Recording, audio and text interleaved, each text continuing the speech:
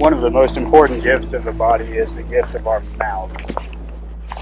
We use it for such critical things to staying alive.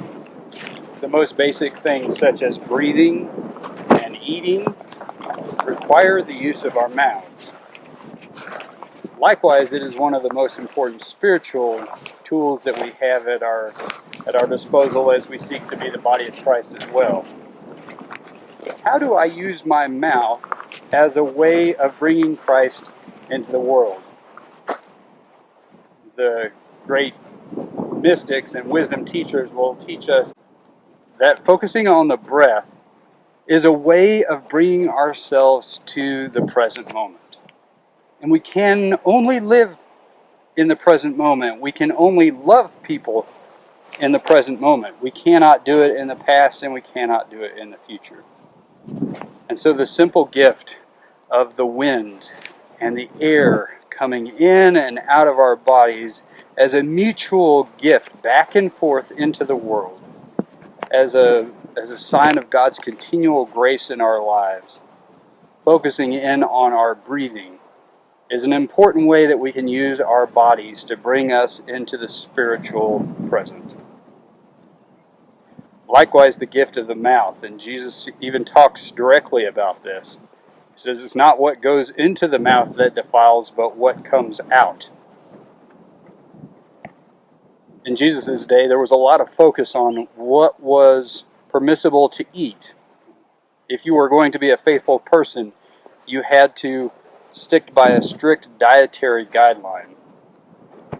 Jesus says that's not the way to live into a deeper love for one another and for God, but rather by focusing on what comes out of the mouth, that is our words and our intentions.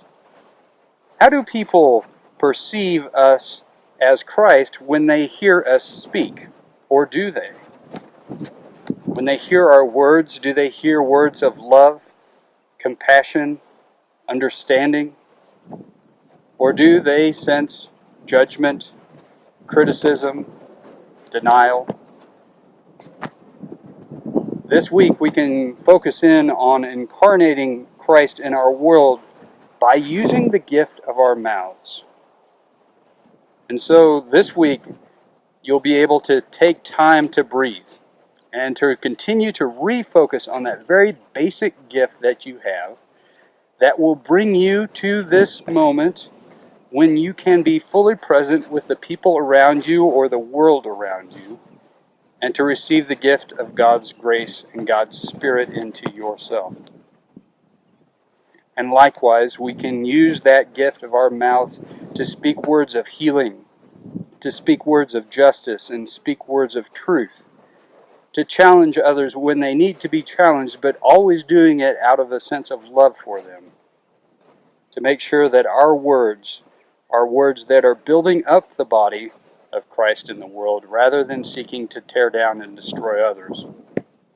This is such a critical gift in this day and time, because our world and our airways are filled with hateful, critical, judgmental rhetoric. Those of us who are intent on following the way must make sure that we are not participating in this culture of constant critique, this culture of constantly setting ourselves one against the other, of trying to build up myself in a position of higher authority, of higher superiority, of greater understanding.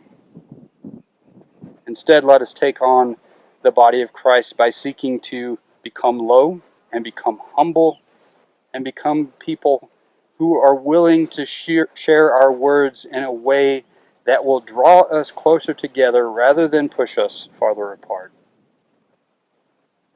And that's why the gift of the mouth is such a critical gift at this day and this time. And so this week is all about focusing in on using our mouths to incarnate Christ into the world.